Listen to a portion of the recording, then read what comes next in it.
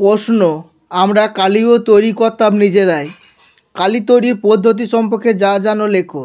উত্তর, কালি কলমের অতীত সম্পর্কে আলোচনা করতে গিয়ে লেখক শ্রীপান্ত বাঁশের কলম তৈরির কথা বলেছেন।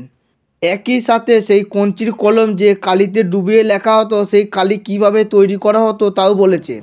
লেখকরা নিজেরাই এক কালি তৈরি করলেও মা পিসিদের সাহায্যও নিতেন। প্রবন্ধের লেখক কালি তৈরি যে দু রকম পদ্ধতির কথা বলেছেন তার মধ্যে প্রথম আয়োজন নির্ভর। সেই সব উপকরণ লেখকদের পক্ষে সংগ্রহ করা কঠিন ছিল। প্রাচীন এই পদ্ধতিতে ত্রিফলা লোহার পাত্রে ছাগল দুধে ভিজিয়ে রাখতে হতো।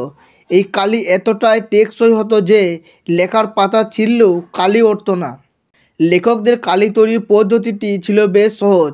বাড়িতে কাঠের উনুনে যে কড়াইয়ে রান্না হতো তার তলায় কালি জমত। সেই কালি লাউ পাতা দিয়ে ঘষে তুলে নিয়ে পাথরের বাটিতে রাখা জলে গুলে নেওয়া হতো। কেউ কেউ এর মধ্যে হরিতকি ঘষতেন ও পড়া আটক চাল গুঁড়িয়ে মেশাতেন। সর্বশেষে খুন্তিকে লাল করে পুড়িয়ে সেই জলে ডোবালে জল ফুটে উঠত। ঠান্ডা হলে ন্যাকড়ায় ছেঁকে দোয়াতে ভরে নেওয়া হতো ঘরের তৈরি এই কালি।